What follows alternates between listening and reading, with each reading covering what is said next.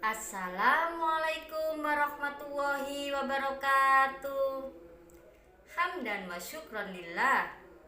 Alhamdulillah, semoga kita semua masih diberi nikmat oleh Allah Subhanahu wa Ta'ala. Nikmat iman, nikmat Islam, nikmat kesehatan, dan nikmat kesempatan. Nah, adik-adik, hari ini bersama saya, Kakak Zuli Astuti, akan bercerita tentang kisah Nabi Lut alaihissalam dan kaum Sadum. Coba, siapa yang tahu siapakah kaum Sadum itu? Nah, kaum Sadum adalah kaum yang memiliki kebiasaan yang sangat buruk. Mereka suka merampok, mereka suka mengkhianati teman, mereka berjiwa yang sangat keras dan bersifat angkuh. Namun, di antara sifat-sifat buruk itulah ada yang lebih buruk lagi, yakni mereka menyukai sesama jenis. Laki-laki suka dengan laki-laki, perempuan suka dengan perempuan. Astagfirullahaladzim. Dari kebiasaan-kebiasaan yang buruk oleh kaum Sadum itu, Allah Subhanahu wa Ta'ala memerintahkan kepada Nabi Lut alaihissalam untuk berdakwah di negeri Sadum. Nabi Lut pun menjalankan misi dakwanya. Beliau menetap di negeri Sadum. Pertama kali Nabi Lut alaihissalam melangkahkan kakinya di negeri Sadum, mereka merampas harta kekayaan Nabi Lut alaihissalam. Tapi adik-adik, Nabi Lut tidak gentar. Dia tidak putus asa. Dia tetap melanjutkan dakwanya. Nabi Lut alaihissalam menetap di negeri Sadum dan menikah dengan salah satu wanita dari negeri Sadum yang bernama Wa'ilah. Dari pernikahan itulah Nabi Lut dan Wa'ilah memiliki 2 orang putri. Tapi adik-adik, Nabi Lut alaihissalam sangat sedih sekali karena istrinya telah menjadi mata-mata bagi kaum Sadum. Hari demi hari Nabi Lut alaihissalam melewati dakwanya dengan susah payah. Setiap hari Nabi Lut alaihissalam mengajak kaum Sadum untuk menyembah Allah Subhanahu wa Ta'ala. Tapi kaum Sadum selalu menolaknya.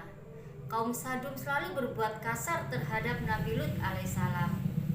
Hingga di suatu ketika kaum Sadum mencibir Nabi Lut alaihissalam dengan sebuah perkataan, "Hai Lut, jika memang Tuhanmu maha berkuasa, maka turunkanlah azab di tempat ini. Kami tidak akan takut." Mendengar perkataan itu, Nabi Lut alaihissalam pun melantunkan doa kepada Allah Subhanahu wa Ta'ala. "Ya Tuhanku, turunkanlah azab kepada kaum Sadum di duniamu sebelum mereka menerima azab-Mu di akhirat." Setelah Nabi Lut alaihissalam melantunkan doa, apakah kaum Sadum menerima azab dari Allah Subhanahu wa Ta'ala, adik-adik? Nah, di kemudian hari datanglah 3 pemuda ke rumah Nabi Lut alaihissalam. 3 pemuda ini berencana menginap di rumah Nabi Lut alaihissalam. Karena kemuliaan Nabi Lut alaihissalam mencintai tamunya, Nabi Lut alaihissalam pun mengizinkan para tamu ini untuk bermalam di rumahnya. Dan Nabi Lut alaihissalam memberi peringatan kepada istrinya dan kedua anaknya agar tidak membocorkan adanya tamu di rumahnya. Tapi adik-adik, lagi-lagi istri Nabi Lut alaihissalam membocorkannya. Mereka memberitahu kepada kaum Sadum bahwa di rumahnya sedang ada tamu. Sehingga menjelang malam, berbondong-bondong kaum Sadum mendatangi rumah Nabi Lut alaihissalam. Mereka menggedor-gedor pintu rumah Nabi Lut alaihissalam. Mereka pun berkata, "Hai Lut, berikan tamu-tamumu kepada kami, bukalah pintu rumahmu." Nabi Lut sangat malu adik-adik. Dia dari dalam rumah berkata, "Wahai umatku, janganlah kalian menghinaku seperti ini. Bertakwalah kalian kepada Allah Subhanahu wa Ta'ala." Kaum Sadum tidak menghiraukan perkataan Nabi Lut alaihissalam. Mereka tetap bersikeras untuk meminta tamu-tamu Nabi Lut alaihissalam, karena mereka berencana untuk mempersembahkan tamu-tamu Nabi Lut alaihissalam kepada para pemimpin mereka. Mereka menggedor pintu rumah Nabi Lut semakin keras dan semakin kencang, sehingga tangan Nabi Lut pun terluka. Nabi Lut alaihissalam merasa sangat bersedih hati.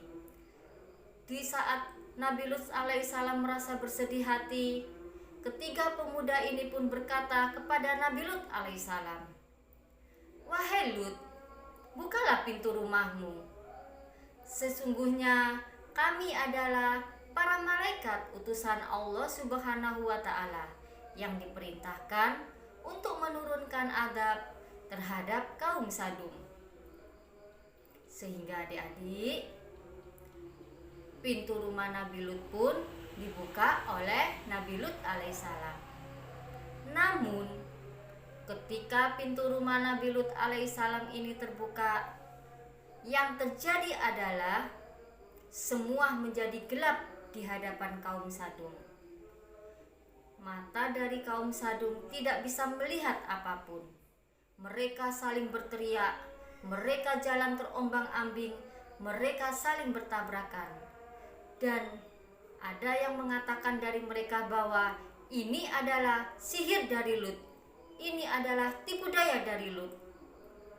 Di saat kaum Sadum terombang-ambing, para malaikat ini pun berkata terhadap Nabi Lut alaihissalam, "Wahai Lut, keluarlah dari rumahmu, pergilah dari negeri Sadum.